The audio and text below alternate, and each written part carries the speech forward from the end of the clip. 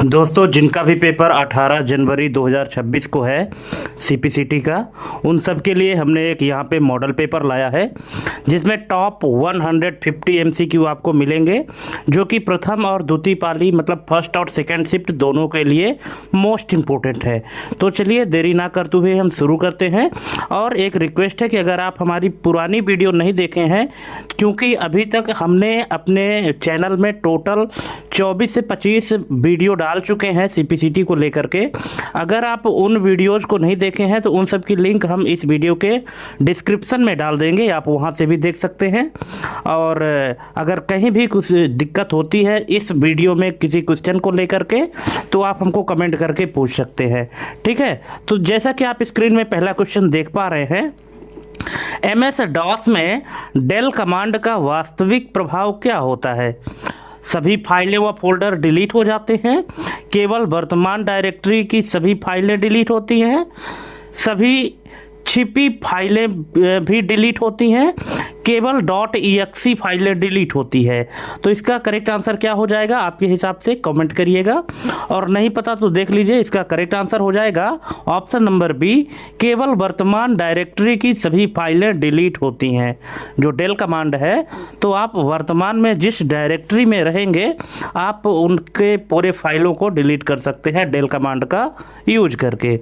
Next है, CD/ command का उपयोग किस लिए किया जाता है? यहाँ पे 4 ऑप्शन दिए गए हैं। ऑप्शन अगर बड़े बड़े हैं तो आप वीडियो पॉज करके पढ़ सकते हैं, और अगर छोटे ऑप्शन हैं तो उनको तो मैं खुद ही पढ़ के बता दूंगा। अगर इसमें ज़्यादा लंबे लंबे अगर ऑप्शन है तो उनको आपको खुद पढ़ना पड़ेगा वीडियो पॉज करके। तो यहाँ पे जो CD/ ये कमांड है, इसका प्रयोग किस लिए किया जाता है? तो इसका उपयोग किया जाता है दोस्तों, इसका करेक्ट आंसर हो जाएगा option number B, root directory में जाने के लिए। CD का फुल फॉर्म होता है चेंज डायरेक्टरी, तो इसका जो काम होता है तो रूट डायरेक्टरी में जाने के लिए होता है। नेक्स्ट क्वेश्चन है, attrib+r+h file.txt कमांड का परिणाम क्या होगा? फाइल डिलीट हो जाएगी, फाइल रीड ओनली और हिडन बन जाएगी, फाइल सिस्टम बन जाएगी, फाइल रीनेम हो जाएगी। तो बताइए इसका करेक्ट आंसर क्या हो जाएगा? इसका करेक्ट आंसर हो जाएगा option number B, file read only और हिडन बन जाएगी। एट्रीब कमांड एक्चुअली क्या होता है? एट्रीब्यूट कमांड होता है जो किसी भी फाइल को रीड ओनली और हिडन में इधर कन्वर्ट कर देता है, जो सिंटेक्स दिया गया है। बाकी जो एट्रीब कमांड होता है तो ये किसी भी फाइल का एट्रीब्यूट यानी उसके गुणधर्म देखने के लिए यूज किया जाता है। दोस्तों, अगर आप वीडियो देखना स्टार्ट कर दिए हैं तो कंटिन्यू देखिएगा, बिना स्किप किए देखिएगा, और आप ये भी हमको लास्ट में कमेंट करके बताइएगा कि आपके टोटल कितने क्वेश्चन सही हुए, कितने गलत हुए। चलिए नेक्स्ट क्वेश्चन देख लेते हैं। यदि copy a.txt space b.txt command चलाया जाए और b.txt पहले से मौजूद हो तो क्या होगा? एरर आएगा, नई फाइल नहीं बनेगी, पुरानी फाइल ओवरराइट हो जाएंगी कन्फर्मेशन के साथ, या दोनों फाइल मर्ज हो जाएंगी। तो इसका करेक्ट आंसर हो जाएगा ऑप्शन नंबर सी, पुरानी फाइल ओवरराइट हो जाएगी कन्फर्मेशन के साथ, ठीक है। अगर आप कॉपी कमांड चलाते हैं और a.txt और b.txt कमांड चलाएं तो जो a का डेटा है तो b में ओवरराइट हो जाएगा, अगर b.txt की फाइल पहले से आपके कंप्यूटर में मौजूद हो तो। नेक्स्ट है, ren*txt*.doc कमांड क्या करेगी? तो इसका करेक्ट आंसर हो जाएगा ऑप्शन नंबर बी, सभी txt फाइलों को doc एक्सटेंशन में रीनेम करेगी, ठीक है। नेक्स्ट क्वेश्चन है, dir/s कमांड किसका विवरण दिखाती है? केवल वर्तमान फोल्डर की फाइलें, केवल छिपी फाइलें, वर्तमान फोल्डर व सभी सब डायरेक्टरीज की फाइलें, केवल सिस्टम फाइलें। तो ये दिखाती हैं दोस्तों ऑप्शन नंबर सी, वर्तमान फोल्डर व सभी सब डायरेक्टरीज की फाइलें। नेक्स्ट क्वेश्चन है, MS DOS में कौन सी कमांड एक्सटर्नल कमांड होती है? दोस्तों आपको पता होना चाहिए कि MS DOS में दो प्रकार के कमांड होते हैं, इंटरनल कमांड और एक्सटर्नल कमांड। तो यहाँ पे आपको बताना है कि एक्सटर्नल कमांड कौन से हैं, dir, कॉपी, फॉर्मेट, CLS। तो इसका करेक्ट आंसर हो जाएगा option number C, format. Format command क्या करता है, जो फॉर्मेटिंग का काम होता है किसी भी हार्ड डिस्क को, तो उसको फॉर्मेट करने के लिए यूज किया जाता है। ये एक्सटर्नल कमांड की कैटेगरी में आता है। नेक्स्ट है MDA/B/C कमांड कब सफल होगी? जब A और B पहले से मौजूद हो, जब केवल A मौजूद हो, कभी नहीं या हमेशा। तो इसका करेक्ट आंसर हो जाएगा ऑप्शन नंबर ए, जब A और B पहले से मौजूद हो तब आपका C कमांड जो है तो काम करेगा। देखिए MD कमांड का, MD का फुल फॉर्म होता है मेक डायरेक्टरी, ठीक है। तो यहाँ पे C नाम का एक डायरेक्टरी बनाना है अगर, तो जब आपके कंप्यूटर में A और B नाम की डायरेक्टरी पहले से बनी होगी तो A के अंदर B होनी चाहिए और B के अंदर कौन सी डायरेक्टरी बनेगी, C डायरेक्टरी बनेगी, ठीक है। चलिए नेक्स्ट क्वेश्चन है, पाथ कमांड का मुख्य उद्देश्य क्या है? फोल्डर डिलीट करना, फाइल का स्थान दिखाना, एग्जीक्यूटेबल फाइलों का सर्च पाथ निर्धारित करना, ड्राइव बदलना। तो इसका करेक्ट आंसर हो जाएगा ऑप्शन नंबर सी, एग्जीक्यूटेबल फाइलों का सर्च पाथ निर्धारित करना। नेक्स्ट है, टाइप file.txt कमांड क्या करती है? तो ये क्या करती है? ऑप्शन है फाइल डिलीट करती है, फाइल प्रिंट करती है, फाइल की सामग्री स्क्रीन पर दिखाती है, फाइल एडिट करती है। तो ये करती है ऑप्शन नंबर सी, फाइल की सामग्री स्क्रीन पर दिखाती है। जो भी उस फाइल में कंटेंट रहेगा उसको देखने के लिए टाइप कमांड का उपयोग करते हैं। नेक्स्ट है, MS DOS में वाइल्ड कार्ड क्वेश्चन मार्क का क्या अर्थ है? जो वाइल्ड कार्ड होते हैं ना, जैसे एस्ट्रिक हो गया, क्वेश्चन मार्क हो गया, एक्सक्लेमेशन हो गया, तो ये सब वाइल्ड कार्ड सिंबल होते हैं। तो यहाँ पे डॉस में पूछ रहा है कि वाइल्ड कार्ड जो क्वेश्चन मार्क है इसका क्या अर्थ है? ऑप्शन है किसी भी संख्या के कैरेक्टर्स, केवल एक कैरेक्टर, केवल संख्या, केवल अक्षर। तो इसका करेक्ट आंसर हो जाएगा ऑप्शन नंबर बी, केवल एक कैरेक्टर। ऑप्शन नंबर बी इसका करेक्ट आंसर हो जाएगा। नेक्स्ट है, CHK DSK कमांड का प्रयोग किस लिए होता है?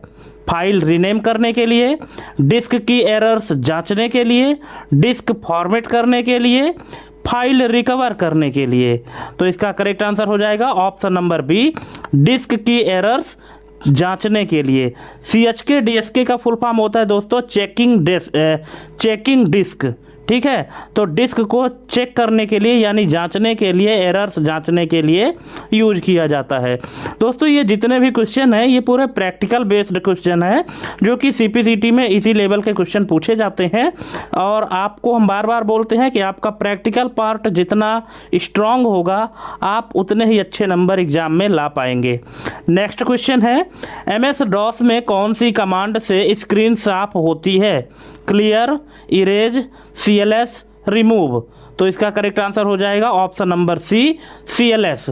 CLS कमांड अगर आप चलाते हैं तो कमांड प्रॉम्प्ट के स्क्रीन में जो भी कंटेंट लिखा होगा वो सब हट जाएगा, डिलीट हो जाएगा।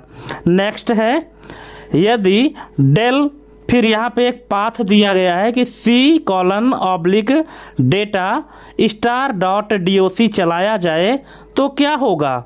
डेटा फोल्डर डिलीट हो जाएगा, सभी DOC फाइलें डिलीट होंगी, केवल एक DOC फाइल डिलीट होगी, एरर आएगा। तो इसका करेक्ट आंसर हो जाएगा ऑप्शन नंबर बी, सभी DOC फाइलें डिलीट होंगी।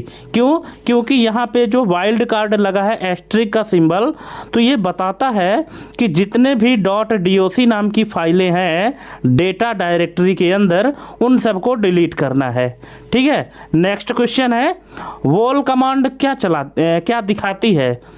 Disc space, file size, volume level और सीरियल नंबर, डिस्क एरर्स। तो इसका करेक्ट आंसर हो जाएगा option number C, volume level और सीरियल नंबर। नेक्स्ट है, विंडोज में रन डायलॉग बॉक्स खोलने का शॉर्टकट क्या है?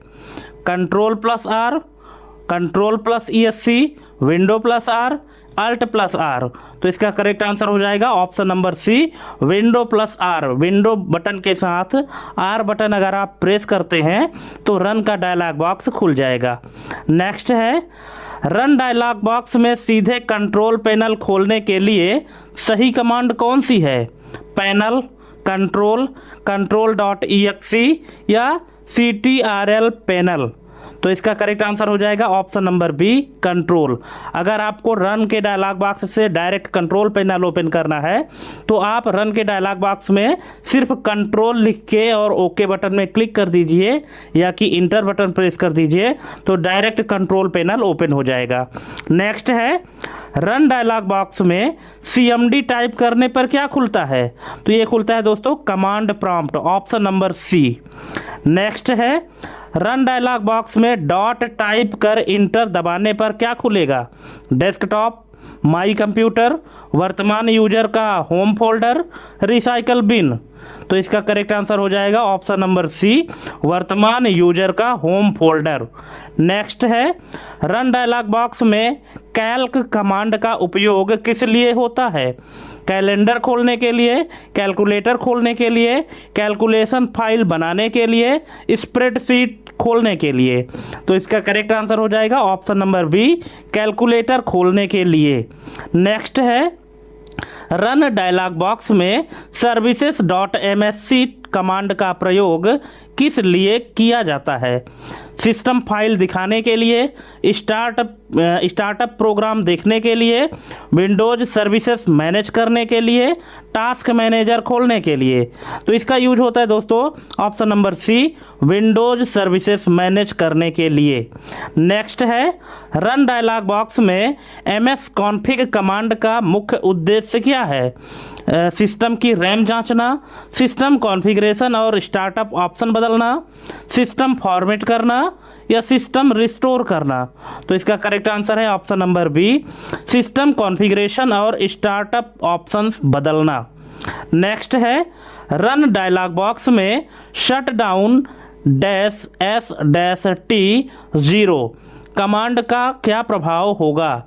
तो इसका प्रभाव होगा ऑप्शन नंबर सी, सिस्टम तुरंत शट डाउन होगा, सिस्टम तुरंत शट डाउन हो जाएगा। ठीक है। नेक्स्ट है, रन डायलॉग बॉक्स में रिज एडिट कमांड से क्या खुलता है? तो ये खुलता है दोस्तों option number B, registry editor. Registry editor को इधर शॉर्ट में इसका कमांड बनाया गया है REGEDIT यानी रजिस्ट्री एडिटर। नेक्स्ट है, रन डायलॉग बॉक्स में सेल स्टार्टअप कमांड का प्रयोग किस लिए किया जाता है? स्टार्टअप फोल्डर खोलने के लिए, बायोस खोलने के लिए, विंडोज अपडेट खोलने के लिए, कंट्रोल पैनल खोलने के लिए। तो इसका करेक्ट आंसर हो जाएगा option number A, startup folder खोलने के लिए। नेक्स्ट है, निम्न में से कौन सा ऑपरेटिंग सिस्टम वास्तविक यूनिक्स माना जाता है? Linux, Ubuntu, Solaris, Red Hat. तो इसका करेक्ट आंसर हो जाएगा ऑप्शन नंबर सी, सोलरिज। सोलरिज जो है तो यूनिक्स का वास्तविक ऑपरेटिंग सिस्टम माना जाता है। नेक्स्ट है, लाइनक्स कर्नल का प्रारंभिक संस्करण किस वर्ष जारी किया गया था? 1989, 1991, 1995, 1999। तो ये जारी किया गया था 1991 में। ऑप्शन नंबर 20 का करेक्ट आंसर हो जाएगा। नेक्स्ट है, निम्न में से कौन सा लाइनक्स डिस्ट्रीब्यूशन डेबियन पर आधारित नहीं है? यूबंटू, लाइनक्स मिंट, कली Linux, Red Hat Enterprise Linux. तो इसका करेक्ट आंसर हो जाएगा red Hat Enterprise Linux, option number D. ये जो है तो लाइनक्स डिस्ट्रीब्यूशन डेबियन पर आधारित नहीं है। नेक्स्ट, AIX यानी एक्स ऑपरेटिंग सिस्टम किस कंपनी द्वारा विकसित किया गया यूनिक्स संस्करण है? Sun micro system, IBM, HP, AT&T। तो ये है IBM के द्वारा जो एक्स ऑपरेटिंग सिस्टम जारी किया गया था, डेवलप किया गया था यूनिक्स के लिए, तो ये IBM के द्वारा डेवलप किया गया था। नेक्स्ट है, निम्न में से कौन सा यूनिक्स ऑपरेटिंग सिस्टम मुख्यतः एप्पल कंप्यूटर में प्रयोग होता है? तो इसका करेक्ट आंसर हो जाएगा option number D, Mac OS Darwin. Next है, लाइनक्स का कौन सा संस्करण पेनिट्रेशन टेस्टिंग और एथिकल हैकिंग के लिए प्रसिद्ध है? Fedora, Arch Linux, Kali Linux, CentOS. तो इसका करेक्ट आंसर हो जाएगा कली लाइनक्स, ऑप्शन नंबर सी। जो कली लाइनक्स होता है ये एथिकल हैकिंग के लिए, टेस्टिंग के लिए, पेनिट्रेशन टेस्टिंग के लिए प्रसिद्ध माना जाता है। नेक्स्ट है, यूनिक्स का मूल विकास किस संस्था द्वारा हुआ था?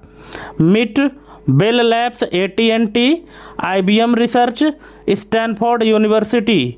तो इसका करेक्ट आंसर हो जाएगा option number B, Bell Labs, या कि इसको कहते हैं AT&T।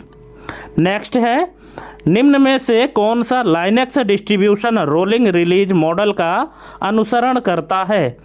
Ubuntu LTS, Debian stable, Arch Linux, Red Hat Enterprise Linux. तो इसका करेक्ट आंसर हो जाएगा option number C, Arch Linux. Next है, HPUX किस प्रकार का ऑपरेटिंग सिस्टम है? ये Linux distribution, open source Unix, proprietary Unix, embedded OS। तो ये है दोस्तों, इसका करेक्ट आंसर हो जाएगा option number C, proprietary Unix, option number C. Next है, निम्न में से कौन सा कथन सही है?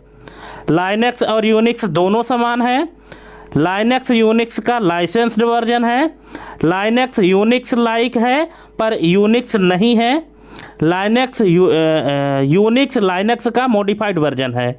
अब बताइए, आप अगर इसको समझ में नहीं आया है तो वीडियो थोड़ा सा पॉज करिए, चारों ऑप्शन को ध्यान से पढ़िए, इसके बाद फिर इसका करेक्ट आंसर बताइए कि कौन सा कथन सही है।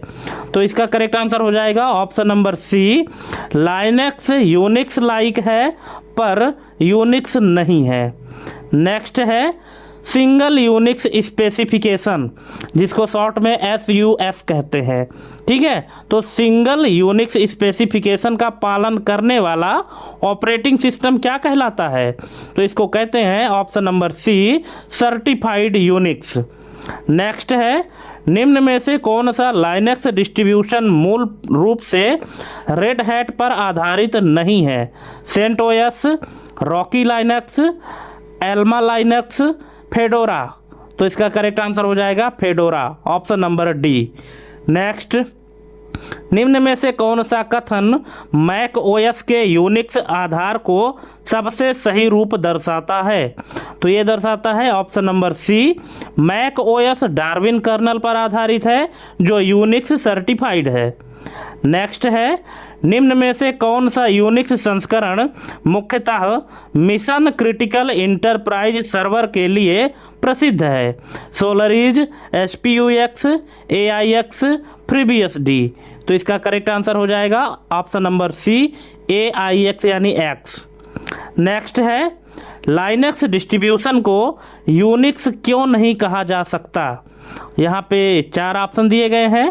पहला है क्योंकि लाइनक्स मल्टी यूजर नहीं है, दूसरा है क्योंकि लाइनक्स ओपन सोर्स है, तीसरा है क्योंकि लाइनक्स ने सिंगल यूनिक्स स्पेसिफिकेशन सर्टिफिकेशन नहीं ली, और चौथा है क्योंकि लाइनक्स POSIX कॉम्पैटिबल नहीं है। तो अब बताइए कि लाइनक्स डिस्ट्रीब्यूशन को यूनिक्स क्यों नहीं कहा जा सकता? तो इसका करेक्ट आंसर हो जाएगा ऑप्शन नंबर सी, क्योंकि लाइनक्स ने सिंगल यूनिक्स स्पेसिफिकेशन सर्टिफिकेशन नहीं ली। नेक्स्ट है, MS वर्ड में बोल्ड, इटैलिक और अंडरलाइन किस श्रेणी में आते हैं? Paragraph formatting, page layout, character formatting, document formatting. तो इसका करेक्ट आंसर हो जाएगा option number C, character formatting. ये बोल्ड, इटैलिक और अंडरलाइन क्या है? कैरेक्टर की फॉर्मेटिंग है। नेक्स्ट है, कौन सा विकल्प फॉन्ट स्टाइल नहीं है? बोल्ड, इटैलिक, सुपरस्क्रिप्ट, रेगुलर, तो इसका करेक्ट आंसर हो जाएगा option number C superscript. Superscript font style नहीं है बल्कि ये फॉन्ट इफेक्ट है, जबकि बोल्ड, इटैलिक और रेगुलर फॉन्ट स्टाइल है। ठीक है, और यहाँ पे पूछा है कि फॉन्ट स्टाइल नहीं है, तो सुपर स्क्रिप्ट यहाँ पे फॉन्ट स्टाइल नहीं है। नेक्स्ट है, सुपर स्क्रिप्ट और सब स्क्रिप्ट का उपयोग सामान्यतः किस लिए किया जाता है? तो ये किया जाता है केमिकल फार्मूला और मैथमेटिकल एक्सप्रेशन के लिए। ऑप्शन नंबर बी इसका करेक्ट आंसर हो जाएगा। नेक्स्ट है, एमएस वर्ड में स्मॉल कैप्स विकल्प का प्रभाव क्या होता है? सभी अक्षर बड़े हो जाते हैं, सभी अक्षर छोटे हो जाते हैं, छोटे अक्षर छोटे कैपिटल में बदल जाते हैं, और केवल पहले अक्षर को कैपिटल करता है। तो इसका करेक्ट आंसर हो जाएगा ऑप्शन नंबर सी, छोटे अक्षर छोटे कैपिटल में बदल जाते हैं। Option number C. नेक्स्ट है, निम्न में से कौन सा फॉन्ट इफेक्ट है फॉन्ट स्टाइल नहीं है? अब यहाँ पे पूछ रहा है कि कौन सा फॉन्ट इफेक्ट है फॉन्ट स्टाइल नहीं है। Bold, italic, underline, strike through.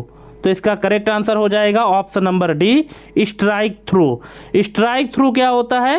ये फॉन्ट स्टाइल होता है, फॉन्ट इफेक्ट नहीं होता है ना। नेक्स्ट है, डबल स्ट्राइक थ्रू का प्रयोग किस स्थिति में किया जाता है? हेडिंग को सजाने के लिए, इनकरेक्ट टेक्स्ट को हटाने लेकिन दिखाने के लिए, पेज बॉर्डर बनाने के लिए, हाइपरलिंक दिखाने के लिए।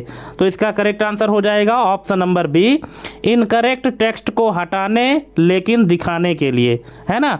ऐसा होता है कि अगर कोई वर्ड है या कोई टेक्स्ट लिखा है, अगर वो इनकरेक्ट है तो हम चाहते हैं कि उसको पढ़ा ना जाए, लेकिन हम ये भी चाहते हैं कि उसको हटाया भी ना जाए। जब ऐसी कंडीशन होती है तब हम डबल स्ट्राइक थ्रू का उपयोग करते हैं। नेक्स्ट है, एमएस वर्ड में आउटलाइन फॉन्ट इफेक्ट का क्या प्रभाव होता है? अक्षर मोटे हो जाते हैं, अक्षर केवल बॉर्डर में दिखते हैं, अक्षर तिरछे हो जाते हैं, अक्षर चमकने लगते हैं। तो इसका करेक्ट आंसर हो जाएगा ऑप्शन नंबर बी, अक्षर केवल बॉर्डर में दिखते हैं। ये आउटलाइन फॉन्ट इफेक्ट का प्रभाव होता है। ठीक है, जो अक्षर होते हैं, जो कैरेक्टर होते हैं, वो क्या होते हैं? केवल बॉर्डर में दिखते हैं। नेक्स्ट है, शैडो फॉन्ट इफेक्ट किस स्थिति में प्रभावी होता है? ब्लैक एंड वाइट प्रिंट में, लो रेजुलेशन डिस्प्ले में, कलर्ड या डिजिटल डॉक्यूमेंट्स में, केवल पीडीएफ में।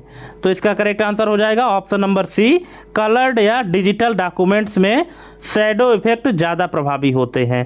ठीक है, नेक्स्ट है, एमएस वर्ड में कौन सा फॉन्ट इफेक्ट टेक्स्ट को नीचे की ओर खिसका देता है?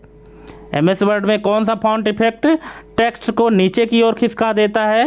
Raised, load, subscript, engrave. तो इसका करेक्ट आंसर हो जाएगा subscript, option number C. Next है, इंग्रेव और इम्बॉस फॉन्ट इफेक्ट का उपयोग मुख्यतः कहाँ होता है या मुख्यतः क्या है? ठीक है, टेक्स्ट को हाइड करना, 3D विजुअल इफेक्ट देना, स्पेल चेक, हाइपरलिंक बनाना। तो इसका करेक्ट आंसर हो जाएगा option number B, 3D visual effect देना। ठीक है, जो इंग्रेव और इम्बॉस फॉन्ट इफेक्ट है, तो इसका ये जो उपयोग होता है तो 3D विजुअल इफेक्ट देने के लिए किया जाता है। नेक्स्ट है, यदि फॉन्ट डायलॉग बॉक्स से ऑल कैप्स चुना जाए तो क्या होगा? अगर सभी को ऑल कैप्स चुना जाए तो क्या होगा? तो ये होगा ऑप्शन नंबर सी, पूरा चयनित टेक्स्ट कैपिटल में बदल जाएगा। यानी जो आपने टेक्स्ट सेलेक्ट किया है वो पूरा किस में कन्वर्ट हो जाएगा?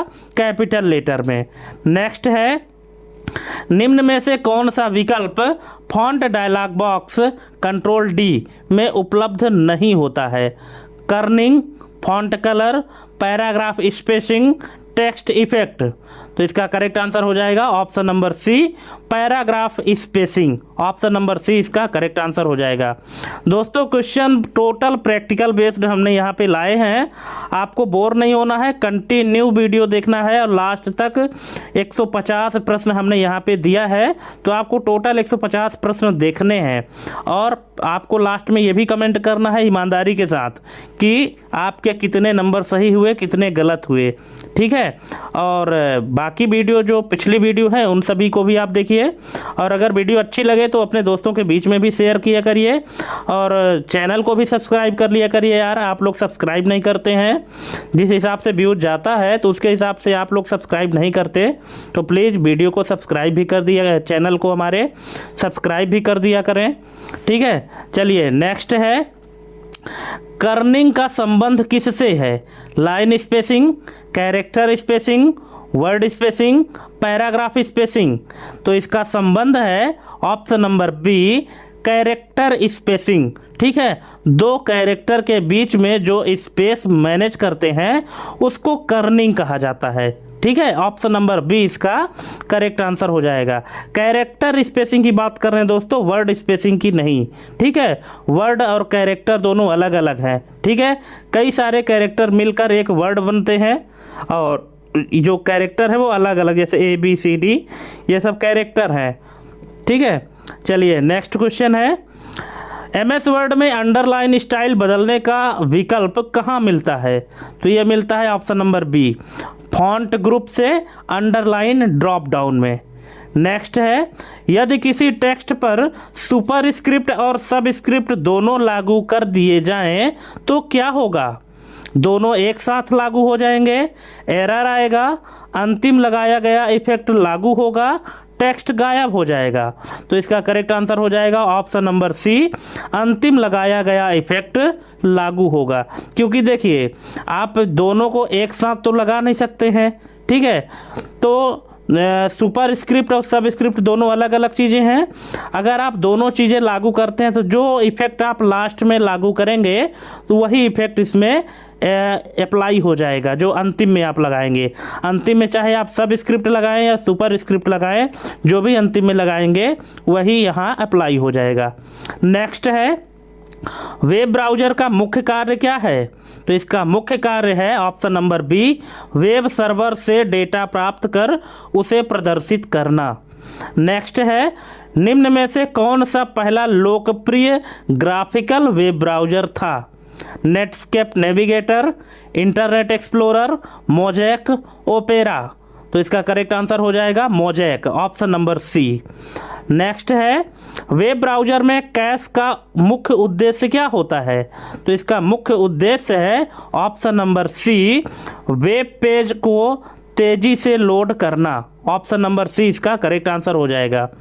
नेक्स्ट है, कुकीज़ का उपयोग वेब ब्राउज़र में किस लिए किया जाता है? तो ये किया जाता है यूज़र परफॉर्मेंस और सेशन डेटा स्टोर करने के लिए। ऑप्शन नंबर बी इसका करेक्ट आंसर हो जाएगा। नेक्स्ट है, इनकॉग्निटो प्राइवेट ब्राउजिंग मोड का सही अर्थ क्या है? इंटरनेट पूरी तरह एनोनिमस हो जाता है, ISP ट्रैकिंग बंद हो जाती है, ब्राउज़र हिस्ट्री और कुकीज सेव नहीं करता, IP एड्रेस छुप जाता है। तो इसका करेक्ट आंसर हो जाएगा option number C, browser history और कुकीज सेव नहीं करता इनकॉग्निटो मोड में, ठीक है। नेक्स्ट है, निम्न में से कौन सा web browser blink rendering engine का उपयोग करता है? Mozilla Firefox, safari, Google Chrome, internet explorer. तो ये करता है दोस्तों गूगल क्रोम। जो गूगल क्रोम आपका ब्राउज़र है तो ये ब्लिंक रेंडरिंग इंजन का उपयोग करता है। नेक्स्ट है, फायरफॉक्स ब्राउज़र किस रेंडरिंग इंजन पर आधारित है? WebKit, Trident, Gecko, Blink. तो ये आधारित है Gecko, option number C. Next है, एड्रेस बार में HTTPS का S क्या दर्शाता है? तो ये दर्शाता है secure, option number B. Next, bookmark का मुख्य उद्देश्य क्या है? तो इसका उद्देश्य है option number C, web page को भविष्य के लिए सेव करना। ऑप्शन नंबर सी इसका करेक्ट आंसर हो जाएगा। नेक्स्ट है, वेब ब्राउज़र में एक्सटेंशन एड ऑन का प्रयोग किस लिए किया जाता है? हार्डवेयर जोड़ने के लिए, ब्राउज़र की फंक्शनैलिटी बढ़ाने के लिए, इंटरनेट स्पीड कम करने के लिए, वायरस बनाने के लिए। तो इसका करेक्ट आंसर हो जाएगा ब्राउज़र की फंक्शनैलिटी बढ़ाने के लिए। ऑप्शन नंबर बी इसका करेक्ट आंसर हो जाएगा। नेक्स्ट है, निम्न में से कौन सा ब्राउज़र ओपन सोर्स नहीं है? कौन सा ब्राउज़र जो है तो ओपन सोर्स नहीं है? Mozilla Firefox, chromium, Google Chrome, brave. तो इसका करेक्ट आंसर क्या हो जाएगा? करेक्ट आंसर यहाँ पे क्रोमियम लिखा हुआ है। इसको थोड़ा सा दोस्तों आप लोग देख लेंगे, है ना, कि यहाँ पे ओपन सोर्स नहीं बोला गया है ना। तो ओपन सोर्स हमारे हिसाब से यहाँ पे इसका गूगल क्रोम होना चाहिए, क्योंकि गूगल क्रोम ओपन सोर्स नहीं है, पर यहाँ पे क्रोमियम बताया गया है। तो इसका आंसर आपको हमें कमेंट करना है, ठीक है। शायद यहाँ पर इस क्वेश्चन का आंसर हमसे मिस्टेक हुआ है, तो आप हमको यहाँ पे कमेंट करके बताइएगा कि करेक्ट आंसर क्या होगा।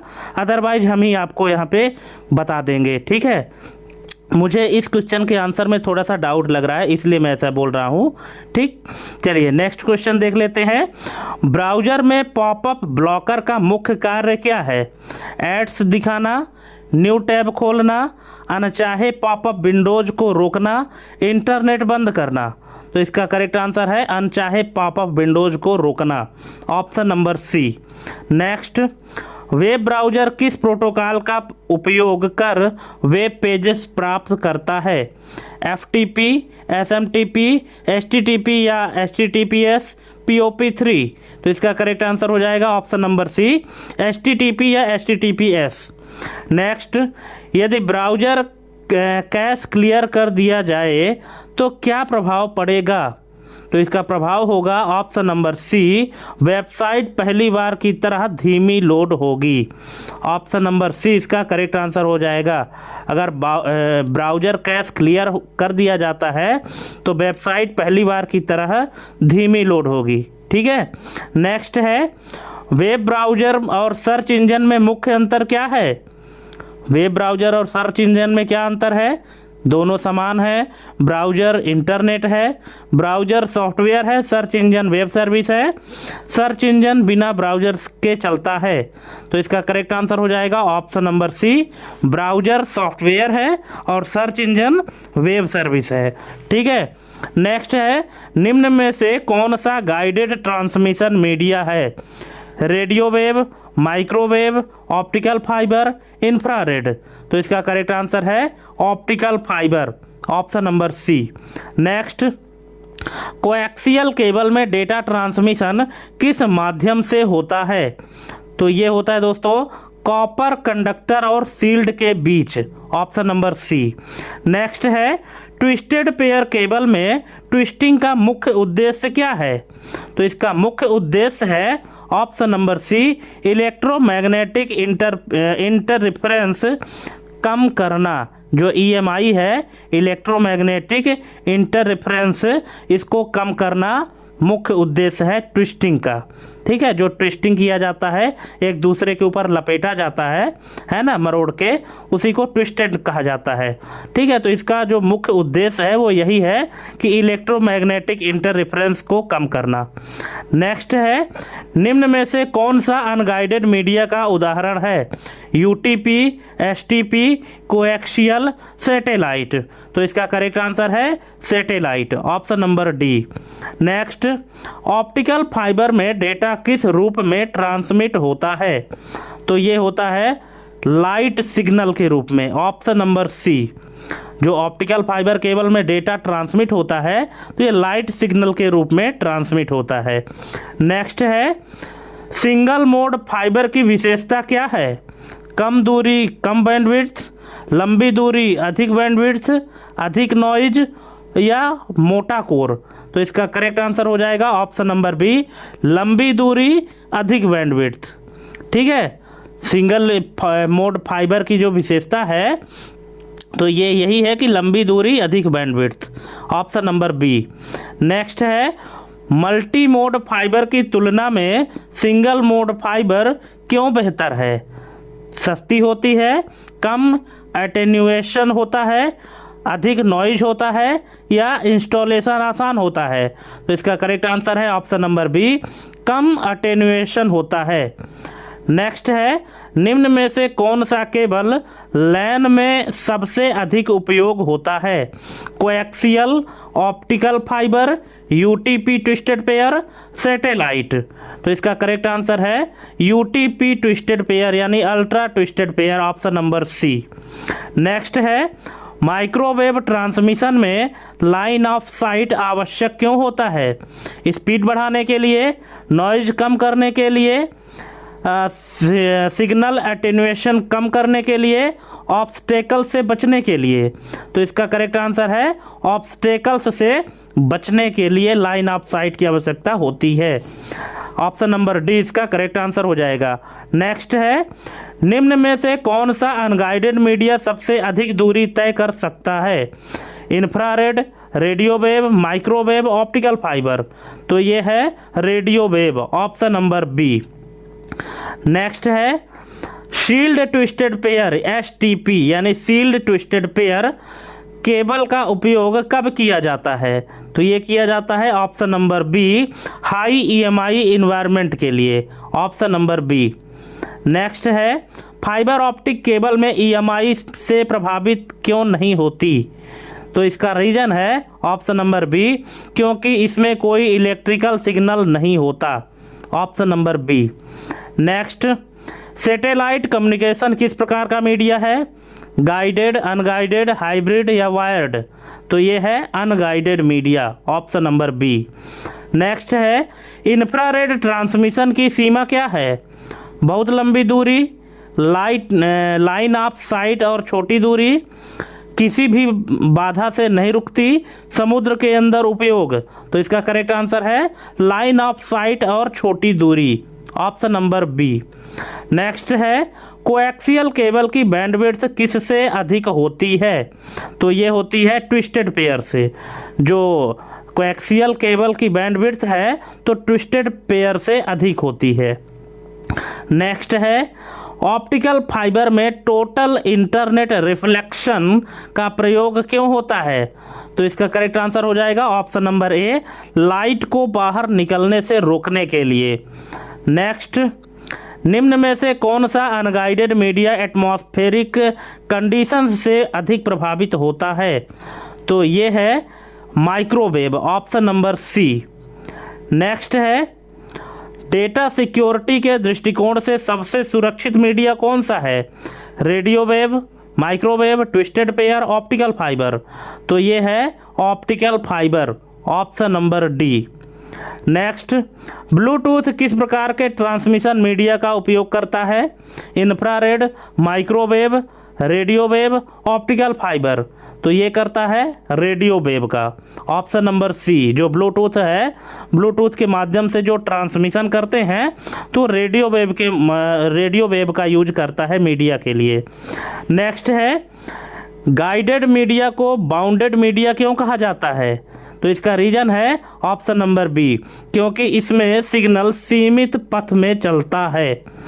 नेक्स्ट, साइन अप शब्द का सही तकनीकी अर्थ क्या है? तो इसका सही तकनीकी अर्थ है नया अकाउंट बनाना, ऑप्शन नंबर बी।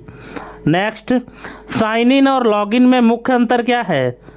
तो इसमें मुख्य अंतर है ऑप्शन नंबर सी, दोनों का अर्थ समान होता है। चाहे आप साइन इन करो चाहे लॉग इन करो, दोनों का अर्थ एक ही समान होता है। नेक्स्ट है, रजिस्टर शब्द का प्रयोग सामान्यतः किस चरण में किया जाता है? अकाउंट में प्रवेश करते समय, लॉग आउट करते समय, नया उपयोगकर्ता विवरण दर्ज करते समय, पासवर्ड भूलने पर। तो इसका करेक्ट आंसर है ऑप्शन नंबर सी, कि नया उपयोगकर्ता विवरण दर्ज करते समय रजिस्टर शब्द का प्रयोग करते हैं। नेक्स्ट है, यदि किसी वेबसाइट पर पहली बार यूजर अकाउंट बनाया जा रहा है तो कौन सा विकल्प चुनना चाहिए? Login, sign in, register, log out. तो इसका करेक्ट आंसर है रजिस्टर, ऑप्शन नंबर सी।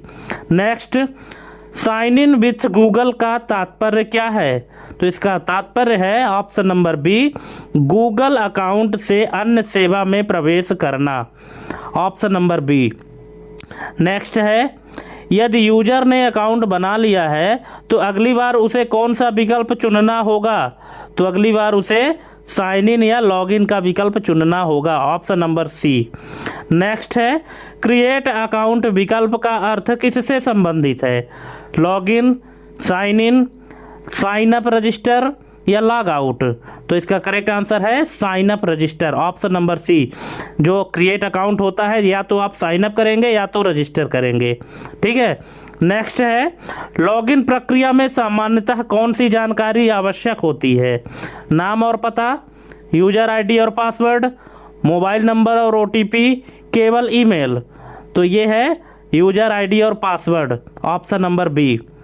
क्योंकि जब आप लॉगिन करेंगे तो यूज़र आईडी पासवर्ड तो कंपलसरी ही है ना, कि जब तक आप यूज़र आईडी और पासवर्ड आपके पास नहीं होगा तो लॉगिन कैसे करेंगे। नेक्स्ट है, साइन अप के समय यूजर नेम ऑलरेडी एग्जिस्ट संदेश का अर्थ क्या है? तो इसका अर्थ है वही यूजर नेम पहले से जो किसी अन्य द्वारा उपयोग में है, ठीक है। अगर आप ईमेल आईडी बनाते हैं और उस समय जब आप यूज़र नेम सेलेक्ट करते हैं तो पहली बार में मान लीजिए मिल गया तो ठीक है, और नहीं मिला तो जो नाम आप डालते हैं कि इस नाम से हमको यूज़र नेम रखना है, तो अगर गूगल के डेटाबेस में वो नाम पहले से रजिस्टर्ड है तो वहाँ पे ये एक मैसेज देता है कि यूज़र नेम ऑलरेडी एग्जिस्ट, क्योंकि एक ही यूज़र नेम मतलब सेम नेम के दो यूज़र अलग अलग नहीं हो सकते, इसलिए वहाँ पे ये मैसेज देता है, ठीक है। तो इसका जो मतलब है यूज़र नेम ऑलरेडी एग्जिस्ट, तो इसका मतलब है कि वही यूज़र नेम पहले से किसी अन्य द्वारा उपयोग में है, तो वो हम दोबारा आपको नहीं दे सकते। नेक्स्ट है, फॉरगेट पासवर्ड विकल्प किस प्रक्रिया से जुड़ा है? तो ये जुड़ा हुआ है ऑप्शन नंबर बी, लॉगिन से। क्या होता है कि कभी कभी हमको पासवर्ड भूल जाता है और लॉगिन करना चाहते हैं लेकिन पासवर्ड भूल गए हैं, तो उस समय आप अपना पासवर्ड रिकवर कर सकते हैं फॉरगेट पासवर्ड का यूज करके, और जब आपका पासवर्ड रिकवर हो जाता है फिर आप लॉगिन कर सकते हैं।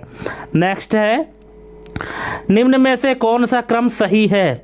Login, sign up, register, sign up register login, register sign up login, या साइन अप रजिस्टर के बाद लॉगिन?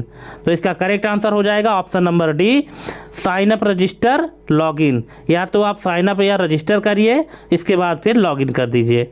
नेक्स्ट है, लॉग आउट का सही अर्थ क्या है? तो इसका सही अर्थ है वर्तमान अकाउंट से बाहर निकलना, ऑप्शन नंबर सी इसका करेक्ट आंसर हो जाएगा।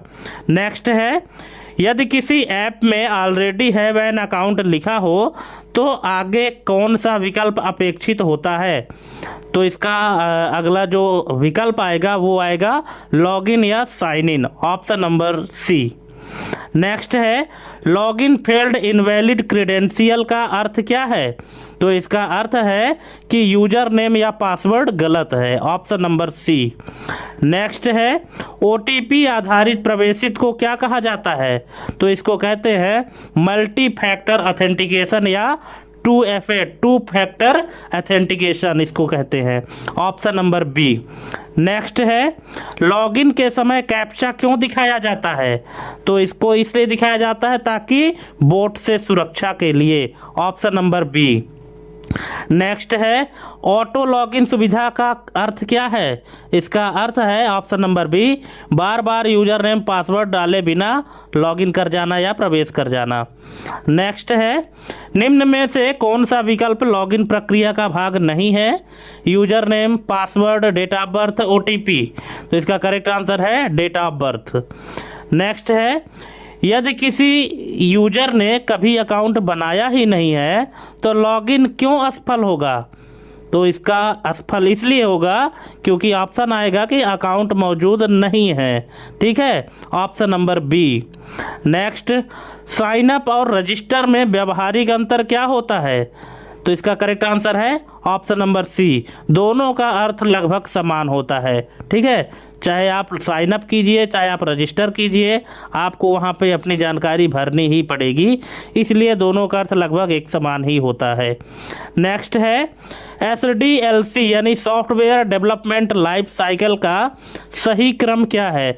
अब दोस्तों यहाँ पे 4 ऑप्शन दिए गए हैं, मैं चाहूँगा कि आप वीडियो पॉज करिए और यहाँ पे चारों ऑप्शन पढ़िए, इसके बाद फिर आप सुटेबल आंसर टिक करिए कि कौन सा आंसर यहाँ पे सही होगा, ठीक है। यहाँ पे मैं बता देता हूँ correct answer option number B ये सही होगा। इसका करेक्ट आंसर कैसे कि अगर सॉफ्टवेयर डेवलपमेंट की प्रोसेस की बात की जाए तो सबसे पहले तो डिमांड होता है यानी रिक्वायरमेंट होता है, किसी भी सॉफ्टवेयर की आपकी रिक्वायरमेंट होगी, फिर इसके बाद उसका एक डिज़ाइन तैयार होगा जिसको रफ कार्य कहते हैं या पेपर वर्क कहते हैं, और डिज़ाइन के बाद फिर उसी डिज़ाइन के हिसाब से कोडिंग होगी, और कोडिंग होने के बाद फिर टेस्टिंग होती है कि हमने जो कोडिंग किया है तो वो काम कर रहा है या नहीं, ठीक है। और टेस्टिंग के बाद फिर क्या होता है, मेंटेनेंस होता है। तो ये एक सॉफ्टवेयर के डेवलपमेंट की लाइफ साइकिल है, इसी तरह से किसी भी सॉफ्टवेयर को डेवलप किया जाता है। ऑप्शन नंबर बी इसका करेक्ट आंसर हो जाएगा। नेक्स्ट है निम्न में से कौन सा सॉफ्टवेयर डेवलपमेंट मॉडल रिजिड और लीस्ट फ्लेक्सिबल होता है। Agile, spiral, waterfall, red. तो इसका करेक्ट आंसर हो जाएगा वाटरफॉल। ऑप्शन नंबर सी इसका करेक्ट आंसर हो जाएगा। नेक्स्ट है सॉफ्टवेयर टेस्टिंग का मुख्य उद्देश्य क्या है। एरर फ्री सॉफ्टवेयर बनाना, सॉफ्टवेयर को चलाना, डिफेक्ट ढूंढना, यूजर को ट्रेनिंग देना। तो इसका करेक्ट आंसर है ऑप्शन नंबर सी, डिफेक्ट्स ढूंढना। जो सॉफ्टवेयर की टेस्टिंग होती है तो क्यों होती है, इसका उद्देश्य है कि उसमें जो डिफेक्ट हो, जो कमियां हो, उनको ढूंढना, ठीक है। नेक्स्ट है व्हाइट बॉक्स टेस्टिंग में किसका ज्ञान आवश्यक होता है।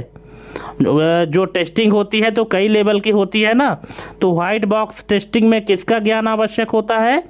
यूजर इंटरफेस, प्रोग्राम का internal logic, requirement document, user manual. तो इसका करेक्ट आंसर हो जाएगा ऑप्शन नंबर बी, प्रोग्राम का इंटरनल लॉजिक, इसका ज्ञान होना आवश्यक है। नेक्स्ट है ब्लैक बॉक्स टेस्टिंग में किस पर आधारित होती है। तो ये होती है इनपुट और आउटपुट बिहेवियर पर। ऑप्शन नंबर सी, जो ब्लैक बॉक्स टेस्टिंग है तो इनपुट और आउटपुट बिहेवियर पर आधारित होती है।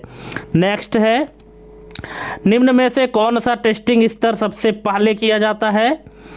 Integration testing, system testing, unit testing, acceptance testing. तो इसका करेक्ट आंसर हो जाएगा यूनिट टेस्टिंग। जो टेस्टिंग की प्रक्रिया है तो सबसे पहली टेस्टिंग जो होती है तो कौन सी होती है, यूनिट टेस्टिंग होती है। ऑप्शन नंबर सी इसका करेक्ट आंसर हो जाएगा। नेक्स्ट है रिग्रेशन टेस्टिंग कब की जाती है। तो ये की जाती है दोस्तों मॉडिफिकेशन या बग फिक्स के बाद। ऑप्शन नंबर सी, अगर कोई बदलाव हुआ है या कोई बग मिला है तो बग को डिबग करने के बाद, बग यानी होता है कमी या एरर, है ना। अगर कोई एरर मिली है, कोई गलती मिली है तो उसको डिबग करेंगे, उसमें उसको एरर फ्री बनाएंगे और डिबग करने के बाद फिर से टेस्टिंग करेंगे। तो डिबग करने के बाद जो टेस्टिंग होती है उसको रिग्रेशन टेस्टिंग कहा जाता है। नेक्स्ट है वैलिडेशन और वेरिफिकेशन में सही अंतर क्या है। इसमें सही अंतर है ऑप्शन नंबर बी कि वेरिफिकेशन यानी सही तरह से बना रहे और वैलिडेशन का मतलब है कि सही प्रोडक्ट बना रहे। इन दोनों में यही अंतर है। वेरिफिकेशन का मतलब है सही तरह से बना रहे और वैलिडेशन का मतलब है कि सही प्रोडक्ट बना रहे हैं, ठीक है। नेक्स्ट है निम्न में से कौन सा फंक्शनल टेस्टिंग का उदाहरण है। Load testing, stress testing, smoke testing, performance testing. तो इसका करेक्ट आंसर हो जाएगा smoke testing. Option number C. Next software bug life cycle का सही क्रम कौन सा है। तो ये है ऑप्शन नंबर ए, जो सॉफ्टवेयर बग लाइफ साइकिल का सही क्रम है न्यू, असाइंड, फिक्स्ड, रीटेस्ट और क्लोज्ड, ठीक है। नेक्स्ट है एगिल मॉडल की मुख्य विशेषता क्या है। इसकी मुख्य विशेषता है ऑप्शन नंबर सी, इटरेटिव और इंक्रीमेंटल डेवलपमेंट।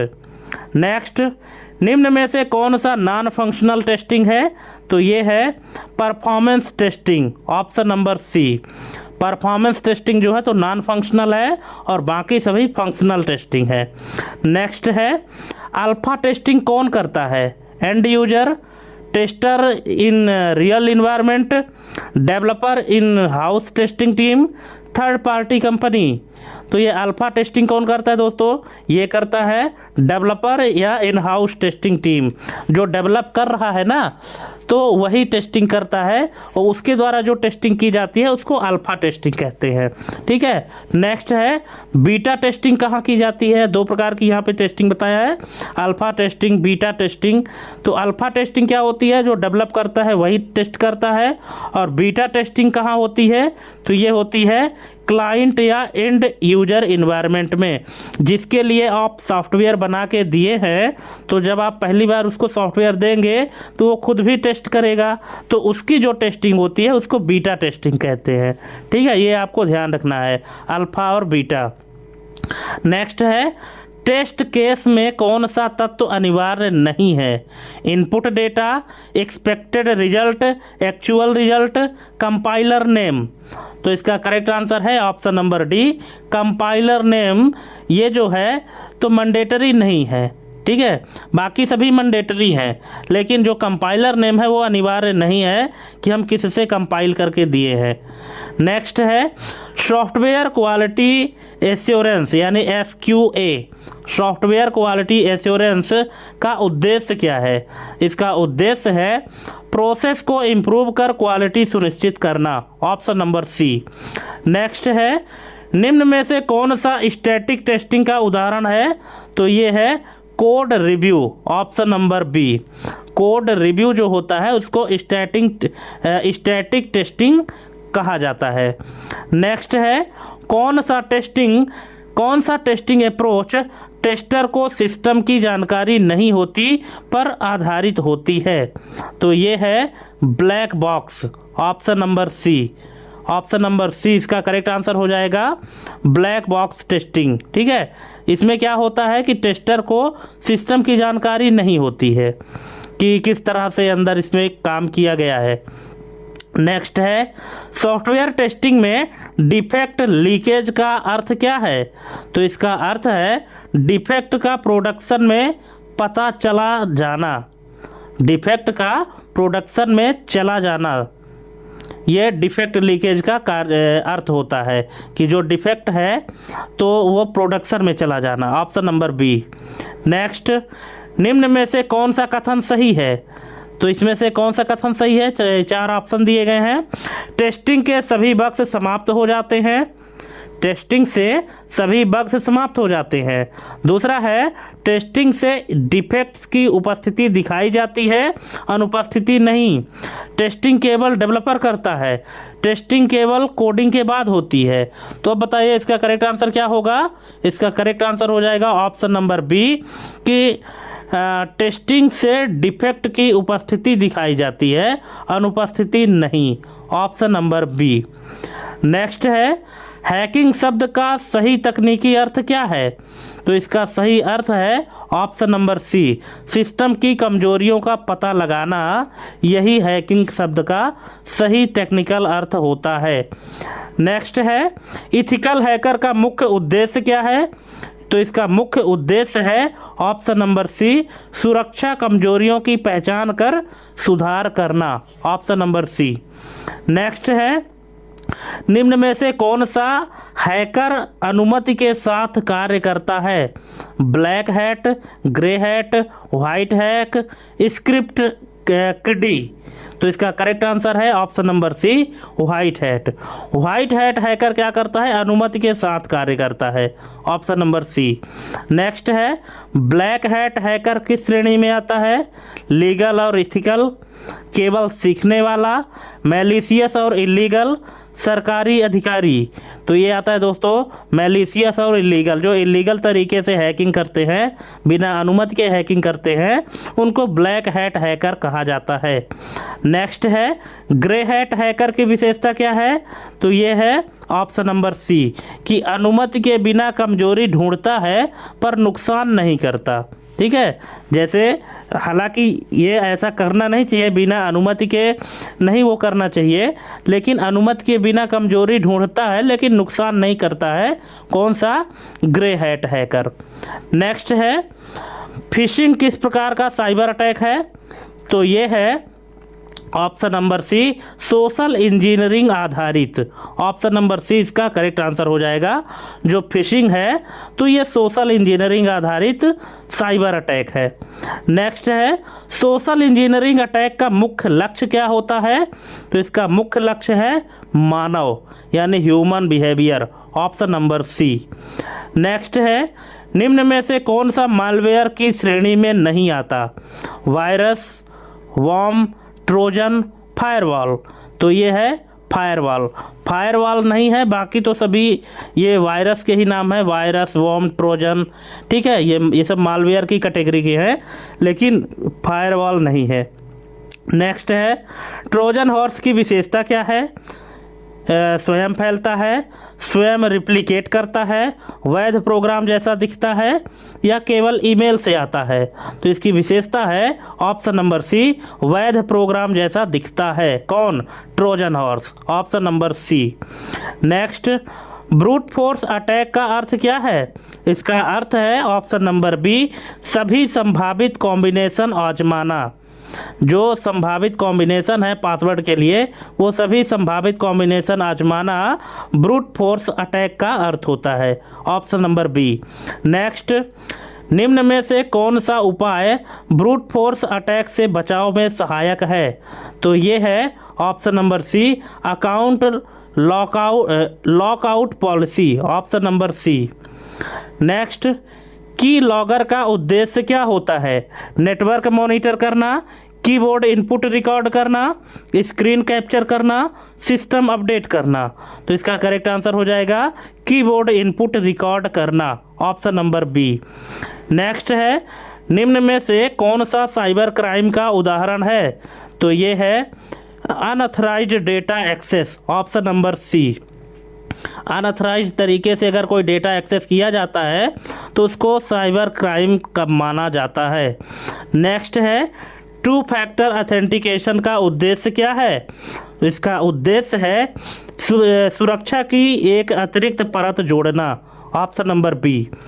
नेक्स्ट निम्न में से कौन सा कथन सही है, अब यहाँ पे कथन दिया गया है। पहला है कि सभी हैकर्स अपराधी होते हैं, क्या ये सही है? दूसरा है इथिकल हैकिंग अवैध है। तीसरा है हैकिंग और साइबर क्राइम समान है। और चौथा है हैकिंग का उपयोग सुरक्षा सुधार में भी होता है। अब बताइए इस चार में से कौन सा ऑप्शन सही है।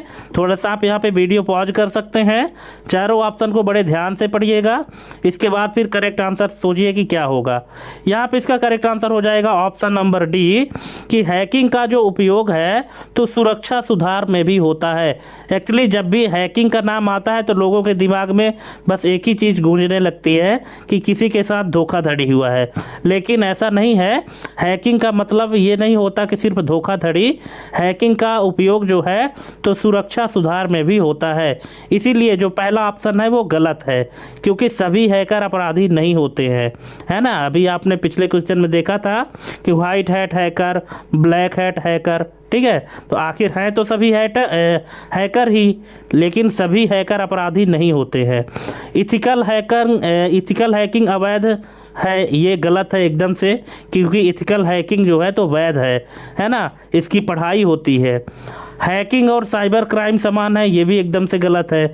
इसीलिए जो चौथा ऑप्शन है हैकिंग का उपयोग सुरक्षा सुधार में भी होता है, तो ये सही बात है, ऑप्शन नंबर डी। नेक्स्ट है DOS या DDoS अटैक का मुख्य उद्देश्य क्या होता है, तो इसका करेक्ट आंसर हो जाएगा ऑप्शन नंबर बी, सेवा को अस्थायी रूप से अनुपलब्ध करना। ठीक है, जो DOS है यानी डेनियल ऑफ सर्विस जो अटैक होता है, तो इसका मुख्य उद्देश्य है सेवा को टेम्परेरी रूप से अनुपलब्ध करना। जैसे कभी कभी सर्वर डाउन होना या ज़्यादा ट्रैफिक की वजह से पेज अनुपलब्ध बताना, इन सब तरह से जो टेम्परेरी रूप से डाउन बताता है, तो ये DOS या DDoS अटैक का मुख्य उद्देश्य होता है। Option number B. नेक्स्ट है, निम्न में से कौन सा साइबर सिक्योरिटी का प्रिवेंटिव मेजर है? Hacking, malware creation, firewall, data theft. तो इसका करेक्ट आंसर हो जाएगा option number C, firewall. Next है वल्नरेबिलिटी। वल्नरेबिलिटी का सही अर्थ क्या है? वायरस, सिस्टम की कमजोरी, सुरक्षा सॉफ्टवेयर या बैकअप। तो इसका करेक्ट आंसर है सिस्टम की कमजोरी, ऑप्शन नंबर बी। नेक्स्ट है, पेनिट्रेशन टेस्टिंग का मुख्य उद्देश्य क्या है? तो इसका मुख्य उद्देश्य है सुरक्षा कमजोरियां पहचानना, ऑप्शन नंबर बी। नेक्स्ट, निम्न में से कौन सा कथन सबसे सही है? या यहाँ 4 कथन दिए गए हैं, कौन सा कथन सबसे सही है? ऑप्शन है, सिक्योरिटी 100% सुनिश्चित की जा सकती है। क्या ये सही है? दूसरा है, स्ट्रॉन्ग पासवर्ड ही पर्याप्त है। तीसरा है, ह्यूमन फैक्टर सबसे कमज़ोर कड़ी हो सकता है।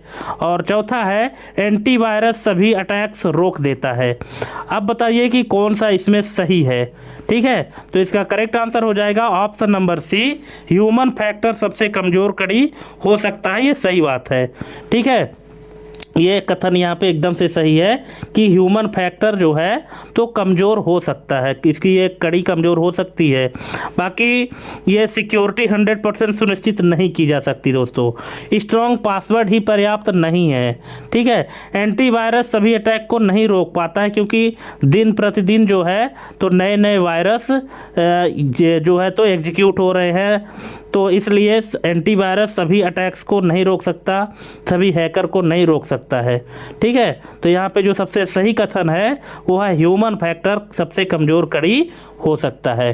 ठीक है, तो दोस्तों इस तरह से हमने आपको टोटल यहाँ पे 150 MCQ कंप्लीट करा दिए हैं।